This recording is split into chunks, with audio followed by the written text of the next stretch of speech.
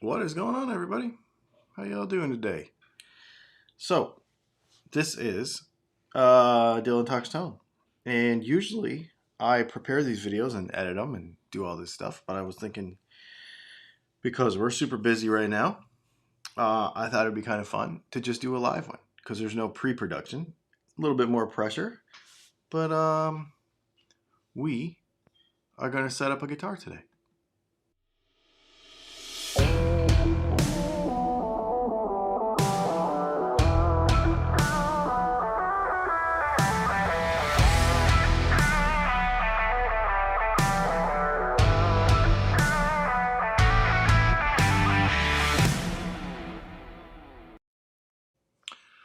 So what I thought we would do is this Tele is something that we put together on Patreon. So every fourth month, or the last Monday of every month, basically, we hang out on Patreon and we do stuff. We, learn guitar things and do guitar things and do guitar projects. I think this week we're gonna take the mirror finish off of the wrap off of my Silver Sky SE, which is going to be kind of fun because we're going to have to take it all apart to get it off and then put it all back together and set it up. So we're going to do that during that. But this one is going to a new home this week. But before it goes, I want to do a setup on it. And it's a Telecaster. And it's got a 3-barrel saddle bridge, compensated. And I did a bit of a setup on it before, but we're going to go through the specifics. We're going to go through it start to finish and lie with you. So if you have any questions, get in the comments. I'll try to catch them. Super chats alert me, but the other comments don't. We're going to talk about how to use a strobe tuner too. So if you're going to do a setup on a guitar, very first thing, make sure that the strings that you're using on the guitar are the ones you're going to use. So if you put new set on it, if you change gauges, if you change brands, because when you change brands of guitar strings, oftentimes the tension is a little different and it can affect things. Teles are pretty forgiving, but other guitars may not be. So very first thing we're going to do is we are going to plug my cable into my Peterson Strobe Tuner, and we are going to tune this guitar. When you do this, it's really important. Put it in playing position. Don't leave it flat on the deck like this because you will, on the neck rest, because you will push the guitar out of tune, and it'll affect everything after that. So let me get this thing as close to tune as possible.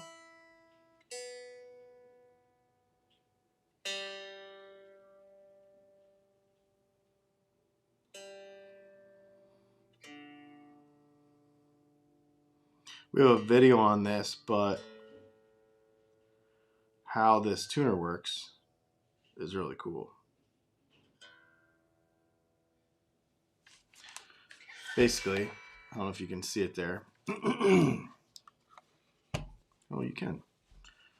Okay, cool. So the way this works is if it's still in the middle, then it's in tune. If it starts to drift one side, see how it started to drift? That means it's out of tune. It's flat.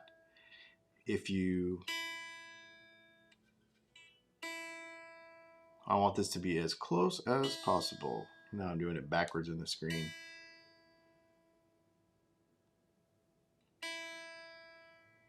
Okay, so tune the guitar to pitch first. Let me shut this off so we're not killing battery. Okay, next we are going to check our neck relief. Now, this is not action, this is neck relief. So what we're going to do is, well, there's a couple different ways you can do it. The not cheating way, well, I don't know where it went. I have a work capo somewhere. It's supposed to be sitting right here. Oh, anyway. Capo the first fret. I don't usually do this. Basically what I do is just grip the first fret like this. And on your guitar, every guitar is a little different. whatever the first fret where the body attaches to the neck. So, you know, some guitars it could be here, some guitars it could be here, but just wherever the first one that attaches to the neck. And then go halfway between. So halfway between the first fret and wherever the guitar touches the neck. And that gap right there, you want it to be about, I mean, 5/1000 would be killer. But not usually. Usually it's closer to 10. A business card, a thin business card would probably be worth doing. Yeah, something like that. And so if we check our neck relief here and we see that this gap right here in the middle is too big, then the center of the neck needs to come up. So we would tighten our truss rod. We would tighten our truss rod probably an 1/8 of a turn and then wait a few minutes and check it again. This one is actually really perfect. If we had no gap, it was totally flat or it had back bow, then we would loosen it. When you loosen the truss rod, the center of the neck goes down. When you tighten the truss rod, the center of the neck goes up. So when I'm checking the gap that's halfway in between here, if I want more gap, I loosen it. If I want less gap, I tighten it. That all that's doing at this point is it is checking, it's establishing the playing surface of the guitar. I know a lot of people think that a truss rod adjustment is to adjust the action on the guitar, but that's not the case. What you're doing with the truss rod is you're actually establishing the working tension of the guitar. So if the strings are pulling this way, the neck is pulling the opposite way. You need to find that balance so that the playing surface is consistent. So it's a tension fight. The neck's pulling this way, the strings are pulling this way. You got to balance that. That's all the truss rod does. And it establishes all the other measurements that we're going to do later. So, but it does, while it can affect the overall string height of the guitar, this is not really an adjustment that you move a lot. The only time you move it is when the weather moves it and you didn't move it. So, yeah. All right. So then the next thing I want to do is check the nut height.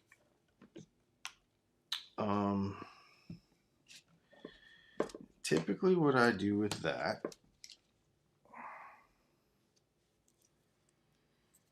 is I use a feeler gauge. Somebody got in the comments, it was like, you never measure anything. Give us measurements. And I'm like, okay. So here's what I do. If you just measure the nut height right here, it should be about 20/1000 of an inch to start with for a regular guitar setup. The problem is that if your saddles are too high, it throws off this measurement. So to take that out of the equation, what I do is I fret the 3rd fret. What that does is it touches the string down on the 2nd fret right here, and it leaves a little gap underneath the 1st fret in between there. And all I want to do, it's actually less than that. Hang on. Usually it's about 5/1000. I just want to see some light. So if I was doing a setup the way I cook, I just want to see some light. Like, I don't need to measure anything. But for those of you that are wanting to know from a kind of a beginning perspective, fret your 3rd fret, and I've got 5/1000 right there. That's pretty good. Let's check the next one.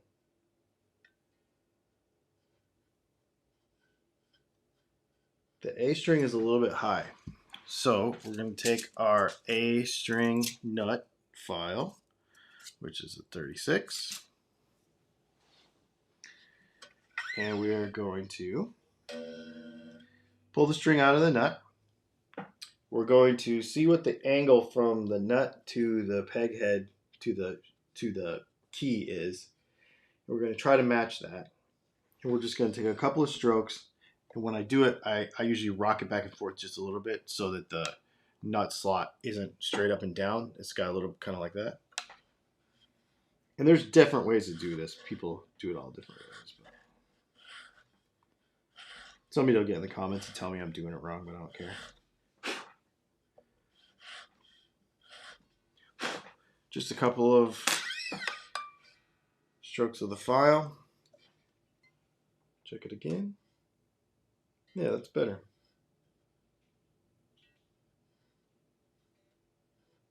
All the rest of them are good. That one was a little high.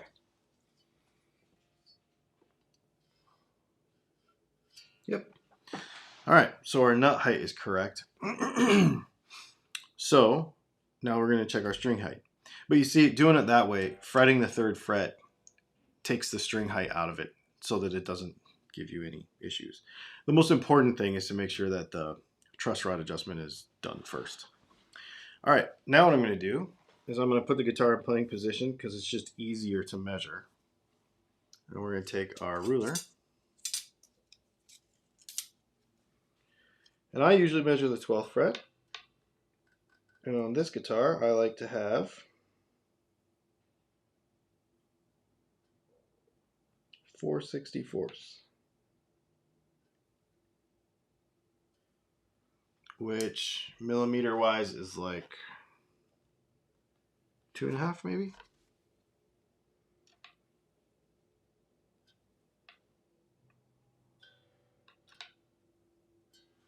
And then if we need to adjust it,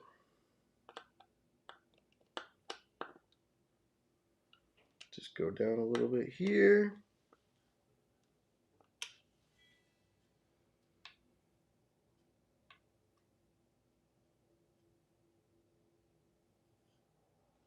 D string needs to come down.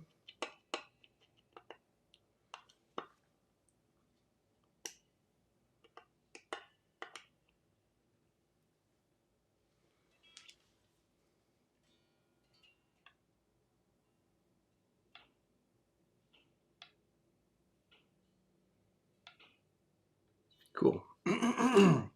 Couple little adjustments there, but nothing terrible. Now, the guitar's going to be out of tune again because I raised and lowered some saddles. So now we got to tune the guitar again.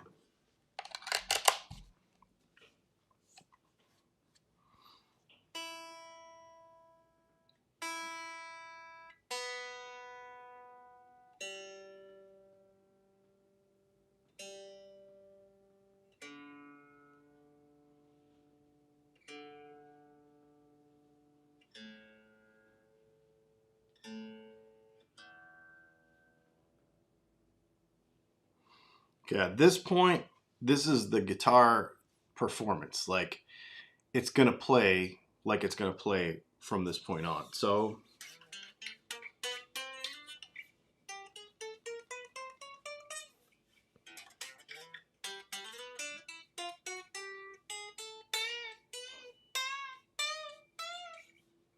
just make sure we don't have any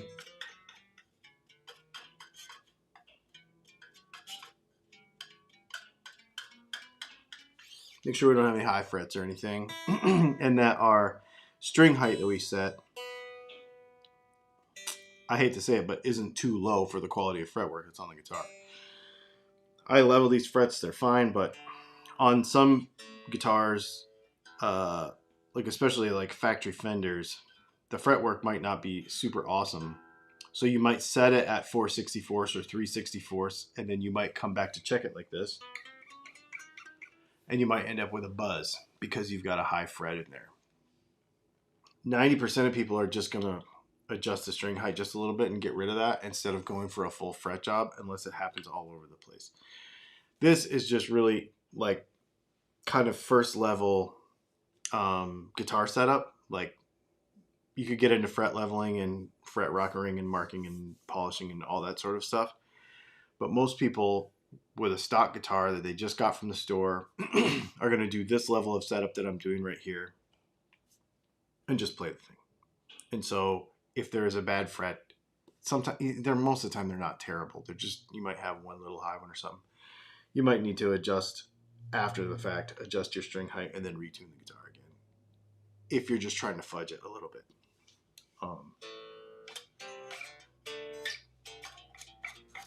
So the next thing is we need to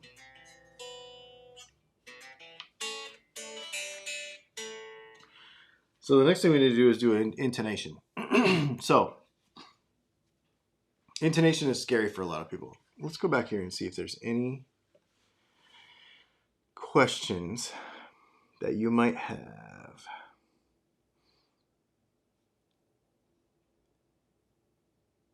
Clearwater, Florida.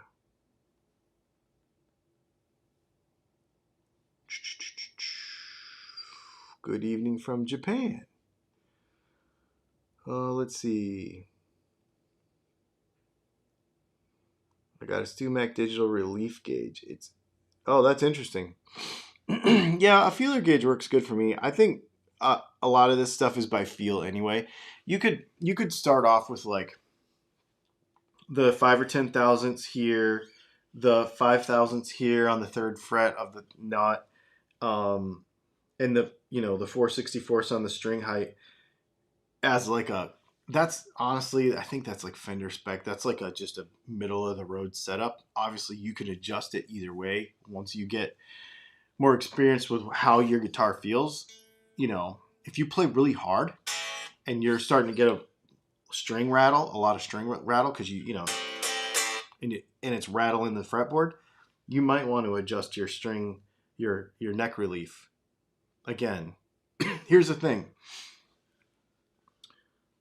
Once the string tension on the guitar is established and the neck relief is set, then you can set the guitar up however you want after that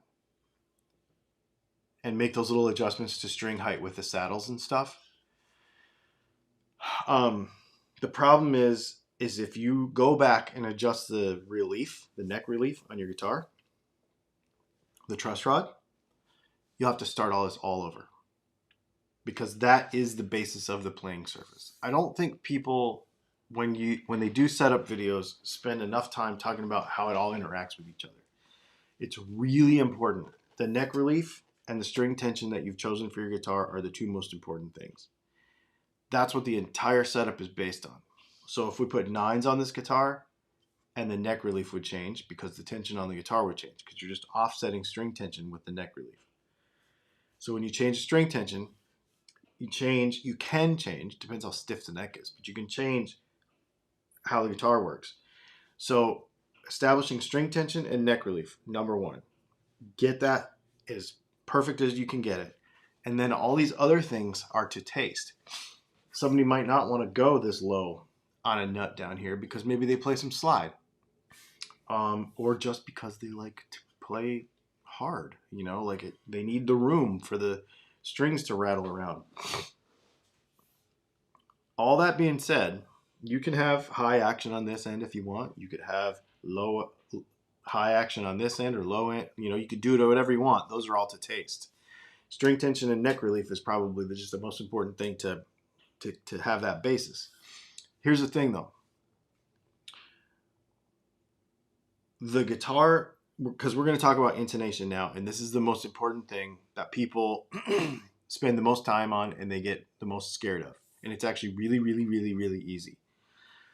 But before we talk about it, I want to kind of establish a concept for you, because while it is a mathematical equation, intonation is just setting the scale length of the guitar at 25.5 on this guitar from the saddle, where it breaks over the saddle, to the nut on the high E. And then all intonation settings do is they compensate that distance of 25.5 inches because the string diameter changes. Therefore, where the saddle needs to be to keep it at an effective 25.5 inches needs to change because the thickness of the string changes. So that's all. That's all intonation is. You're just compensating to get an effective 25.5-inch scale compensating for the string diameter. That's all it is. That's 100% all intonation is. But here's the problem. When you play the guitar, you are pulling, the guitar is not a perfectly intonatable instrument. It can never be perfect because when you have the string at however many pounds of tension it is to go, so string tension, let's see, how do I explain it? So in order for this to be 25.5 inches and this to be an E string, we have to pull it so tight. If we change the string tension, the diameter, like the gauge, like to go to a 9 or an 11, then the string tension changes. So to go the same amount of distance, 25.5 inches, we have to have a different string tension. Conversely, if we change the scale length and make it shorter, we don't have to stretch the string as tight. Okay? So the shorter the scale length, the less string tension you need to maintain a particular note, like our high E. The problem is that really only applies in the strictest sense of the form of the word when the string is open. As soon as we fret the note, we're pulling whatever note that is out of pitch. So this might be on perfect pitch, perfectly tuned. But as soon as we fret for a G chord and we have we have this note fretted, we're pulling the string down away from perfect pitch. The closer we do it to the nut, it's going to do a certain thing, and the closer we do it to the bridge, it's going to do a certain thing. So if your nut height is high, you're going to have to pull it down further away from pitch down here. So if your nut height is too high, your cowboy chords might not sound very good because you're pulling, like a C chord, you're pulling that very first note down away from pitch. That note right there, that C note, could sound out of tune if the nut was too high because you're pulling it way down. It would sound like this. It would sound sharp because you're pulling it way down. So if you're having an issue, because we're going to talk about how to intonate a guitar, the reason I went all into this is because if you're having a problem intonating a guitar, the chances are your action, your string action, your saddles are too high or your nut is too high. You get those down closer to spec and the guitar will be easier to set the string length, the intonation on it, because you won't be pulling it so far out of tune. Every time you play, you're squeezing it away from tune every time you play it. So the lower the action is, the more in tune the guitar is going to sound in more places on the neck. So it's a nerdy way of looking at it, but I think people fight this way too much because this should be super, super simple. It's very, very simple. So I'm going to try to show you. Okay, let's see if we can get this to where you can see it. Okay.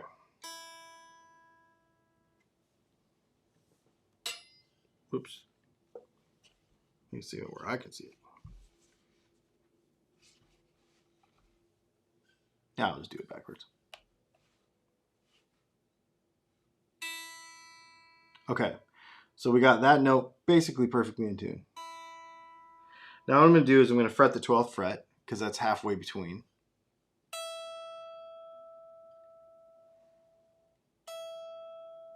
Dang, that's dead on.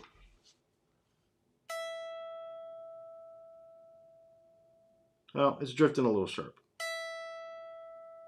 Well, it's actually how I hold it. So this is really interesting. If I hold it properly and fret it properly, it's perfect. If I press too hard, it starts to go sharp. The way you're going to check your intonation on your guitar is you're normally going to have your meter facing you. If you're a right-handed person, you're going to have your meter facing you. You're going to check open string, then you're going to fret the 12th fret. If the meter goes this way, the saddle for that string needs to go that way. If the meter drifts this way, then the saddle needs to drift this way. See what I'm saying? So if I check it and it's in tune on the E.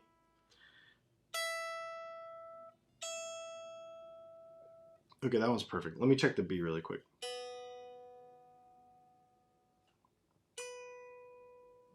That one's perfect too. We might have to like make a problem so I can show you.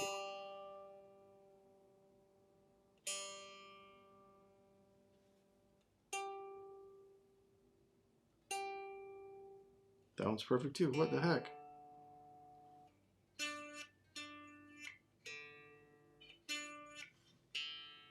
That needs to come up. We need to fix that. I don't like that D string. Hang on.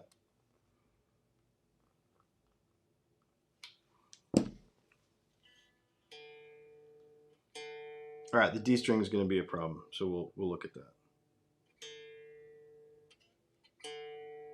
Oh.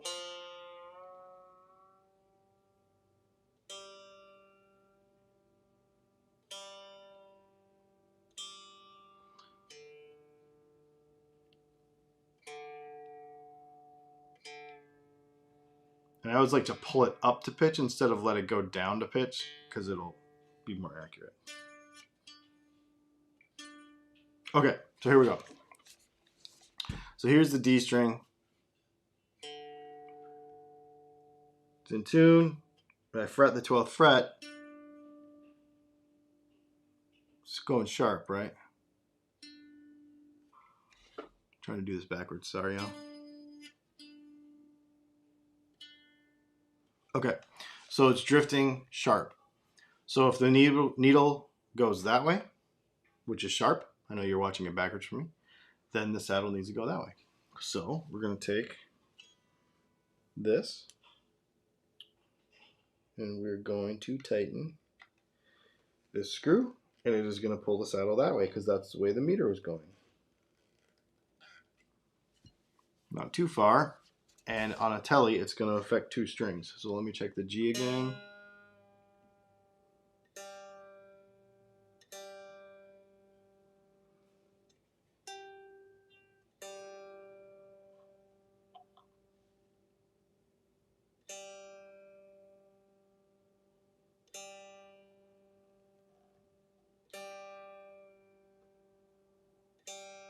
And I'm going to tell you about how to do this on a Tele with 3 saddles here in a minute, because it's important to know.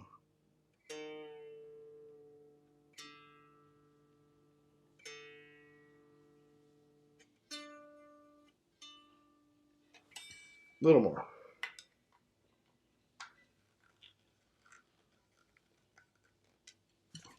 The needle's still going that way, so I'm still moving the saddle that way. But on a Tele, you got to do 2 strings at once. And you got to make sure that you don't over move one of them because you're moving both strings at the same time. Fortunately, with a compensated saddle like I have, it doesn't make that much of a difference.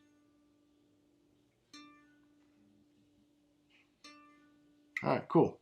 So on a Tele, when you have 2 strings moving at the same time, you might have to split the difference. Here's the thing. When you're doing this, as long as your tuner is really, really, really, really, really, really accurate, this is super accurate. This is more accurate than you can hear. If you split the difference between the 2 strings, it'll usually be good as long as your action isn't too high on your nut or on your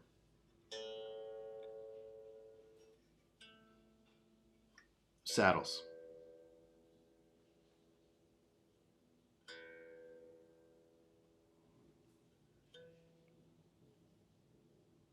Cool.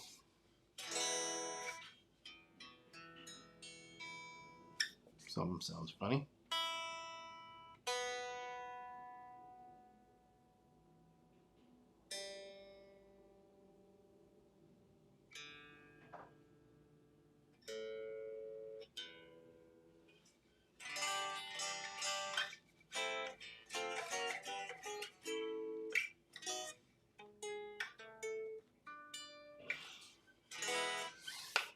There you go. The guitar is set up. Intonation is the last thing you do. I guess the other thing we could do, but I don't need to do it on this guitar, is set the pickup height. What I do to set pickup height is I fret the last fret and I bring the neck pickup up to where it's just not going to hit, where it's going to just give me some space there. Usually it ends up being about 3 millimeters or so. And then I just tune the bridge pickup to match the neck pickup. If you can't get them to match, it might just be a mismatch between your pickups. But that's typically what I do. I usually set the neck one and then set the bridge one to match it, to where it's nice and balanced going across the positions, which is what I usually do. So there you go. It's just a little run through on how to set up a Tele. I know that there's probably a bunch of questions. I'm going to actually go in the comments right now and see if you have any questions. Harbor Freight has cheap feeler gauges. I'll leave a link in the description to this toolkit.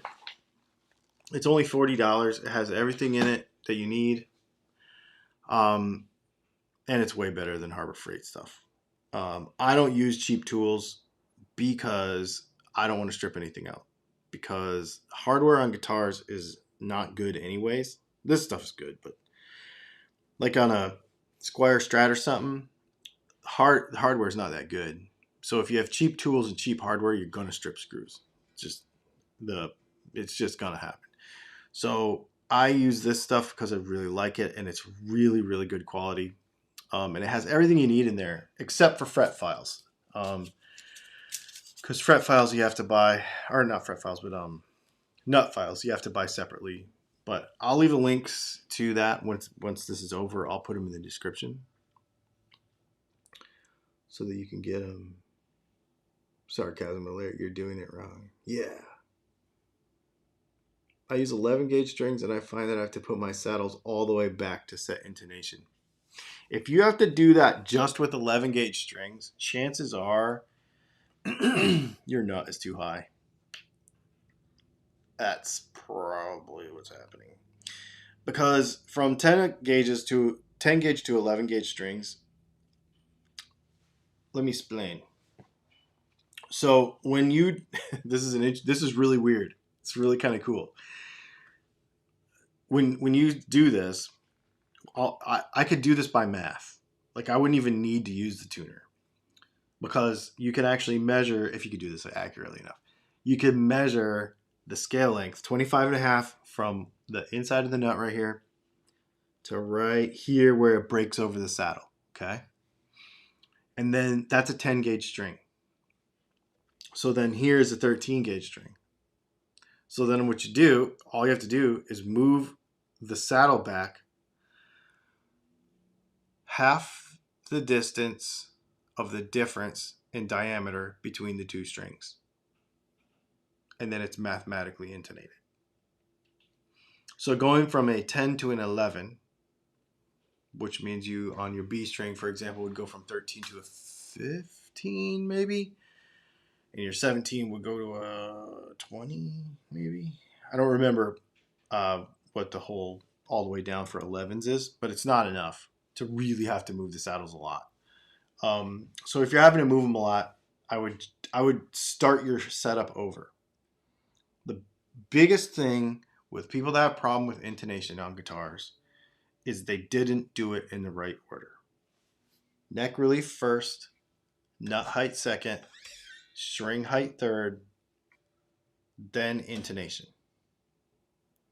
Because if you move any of those other things, you're changing the effective length of the string. If you change your truss rod, it can stretch or shrink the entire scale because you're pushing up on the middle of it. When you change your scale length, you change the need for intonation. When you lower your nut, you change the need for intonation because you're pulling on the string differently. Same thing with string height. If your string height's way high, you're actually changing the effective length of the string when you play it, how you fret it. So all those things matter. So if you're having problems with intonation, go all the way back to the beginning and start over. How long have we been live right now? 34 minutes, and I've been talking more than I've been doing. I could probably do this in like 12 minutes.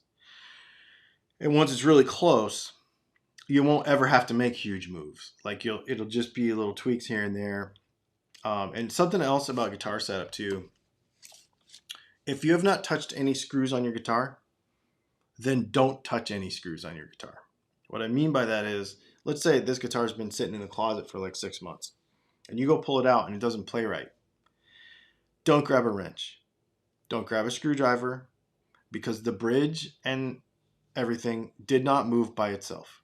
The only thing that moved by itself was the neck relief. If you go in, if you have an established spec that you like, where you go like this, and this distance is whatever, set it back to that established spec, whether it's 5 thousandths or 10 thousandths, and you won't have to touch anything else on the guitar. Because, again, that is the basis of it. But screws don't move themselves. Saddles, I see this all the time. I need to adjust my guitar, and they immediately go for saddles. But your guitar didn't move. All that stuff didn't move by itself. It all did not. Like, there are not gnomes that are going in your closet and screwing with your guitars at night. The only thing that changes with the humidity is the neck relief. So start with that and then run through your checks. So start with your neck relief, get it where you want it to, whatever spec you like for that guitar. Keep track of all this stuff. Little post-it notes, cool. Just stick it in the case with it. And then once you know that, then check your nut height, then check your string height, then check your intonation. Because that's why you chase it. That's why people chase it, because they do it out of order. The nut terrifies me. I keep hearing you can't unsand it over and over. Here's the thing about that. I get that. I do get it. But if you have the means,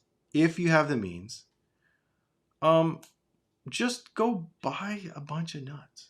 They're like, even for cheaper ones, or get whatever's in your guitar, like whatever you have in your guitar. And just get 4 or 5 of them, for $4 or $5 a piece. Spend $20, $25 if it's within your means to do so.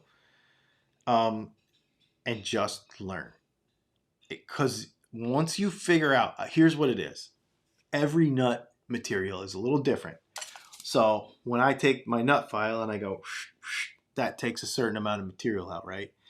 But once you learn what that is, it's just like anything else. It's like sharpening a pencil. Like when you put it in the pencil sharpener back in the old days and crank it, you knew, like, you got a feel for how it did it. You know what I mean? Same thing, man. Same thing. And this stuff is not that hard. You can figure it out. I encourage you to figure it out. Like, that's why I do these, because I want everybody to be able to do this stuff.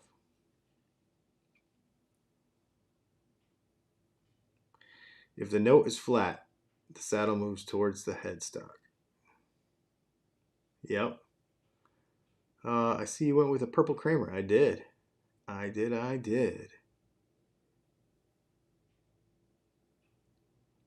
Does anybody in the audience know if your guitar is intonated or not?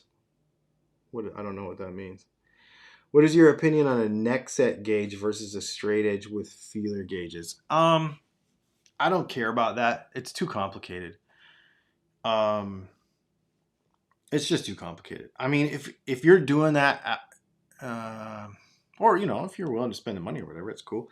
But I think for the normal, this right here, what we're doing right here, is $40 worth of tools and a tuner. And anybody can do it on their kitchen table.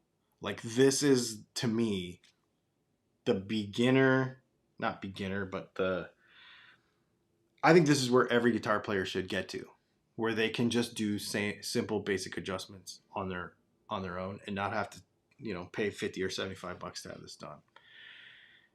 And the more videos you watch about it, I don't care if it's from me or somebody else, the more videos you watch about it and the more you play and understand what you're feeling, it'll work. And you'll get better at it. Let's see.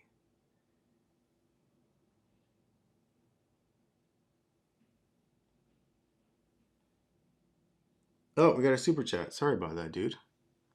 Sean McMillan, to clarify, if the string is flat on the 12th fret, the saddle needs to move toward the nut or to the bridge. So if it's flat, it needs to go this way. Yeah, so if it's flat, your needle on your tuner is going to go this way. If the needle on your tuner goes this way, move the saddle that way. If the needle on your tuner goes this way, move the saddle that way. If you're right-handed.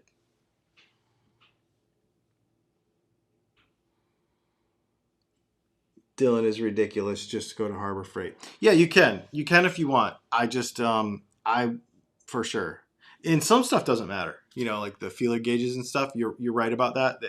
That stuff doesn't matter. What I worry about more so actually, just to be super clear with you, because I agree. There's some of those. I buy tons of stuff there, but what I worry about is quality of tips of screwdrivers and quality of tips of like Allen keys and stuff. Because you don't want to have a nice guitar, go to adjust this, and the tool be inferior, and you end up stripping or doing damage to a nut in your guitar, and then you have to find that part. That's the part where I would rather spend more money on. And it's not that much. By the time you assembled all this stuff at Harbor Freight, you'd be looking at pretty close to $40 anyway. So, you know, but this to me is more important. Yeah, I use other feeler gauges and whatever. So, yeah, you're right.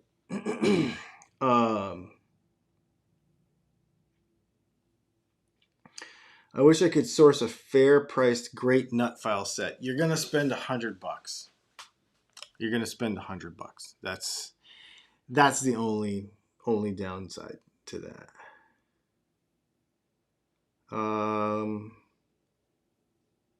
Do you have any tips for somebody that want to build an SG? Yeah, just do it. I built one of those before. Looks like you're feeling better. Kind of. I'm not feeling 100%, but.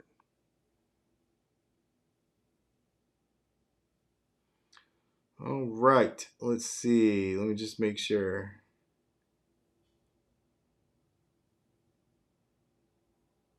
And yes, do your final intonation in playing position. Absolutely. Actually, do as much of this stuff in playing position as possible, because the because the gravity, like somebody mentioned in the comments, the gravity pushing down on this, you know, flexing the peg head can be enough to make a difference.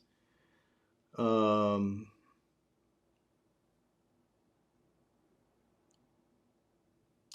had a guitar that I put 9s on, and I had to crank most of the saddles all the way back, and it's still not intonated. What's going on?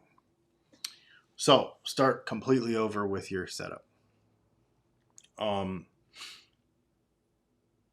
Remember that, and here's one thing I would do is put the guitar together. Okay. Put the guitar together, put the strings on it, tune it up, stretch the strings, retune it. Okay. Get it as close to tune as possible. Literally take a tape measure and measure whatever the scale length of the guitar is supposed to be. 24 3/4, 25 and a half, 25 inches if it's a PRS, but this is 25 and a half, so we'll use this. Literally take a tape measure and measure from right here on the nut, the leading edge of the nut, to wherever the string breaks over the saddle. Now, I don't mean the actual physical dimension of the saddle. I mean, because, you know, the string will kind of come over the saddle like this. Wherever that point is, measure that and move that saddle to wherever the scale length should be on the guitar. So if it's 25 and a half inches, set your high E string at 25 and a half inches and use that as your basis for the rest of your saddles. And then just like move them by eye how they're supposed to kind of look. You know how they're supposed to kind of look. And do that as a baseline to get everything in order. If I'm building a guitar from scratch and it's never had saddles on it and we just put the bridge on it and there's nothing here, that's what I do. I take a tape measure and I measure the high E and I just run it straight to that. 9 times out of 10, it's almost perfect. And that gives you a basis for the rest of your intonation. I bet if you go measure that right now, you'll find out that it's not in the right spot.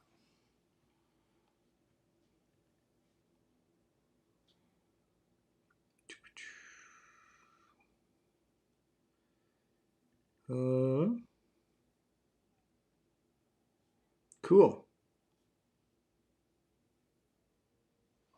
Oh yeah, here. I'll just show you this guitar before we go.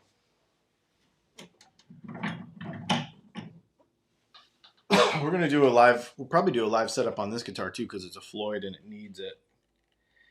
It's not 100% perfect. I could get it a little bit better. So I think this end of the tremolo needs to come up just a little bit.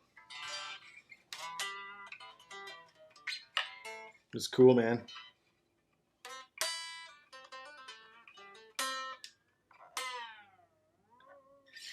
And I got a bunch of stuff coming for it, so it's gonna be a cool guitar. Pretty excited about it. I love the curves in it. So neat.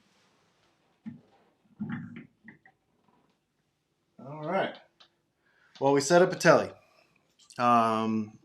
If you guys have any questions or anything, put them in the comments. We will be doing another live hangout on Patreon on Monday night. On Monday night, like I said, the Patreon live hangout is going to be taking the chrome off of the Silver Sky SE, and because we have to take it all apart, even strap pins, everything. It's all got to come off. And then we're going to put it all back together. And you'll get to see how, a tremolo should be set up too. So that'll be pretty sweet. So thanks for hanging out, you guys. It's been super fun.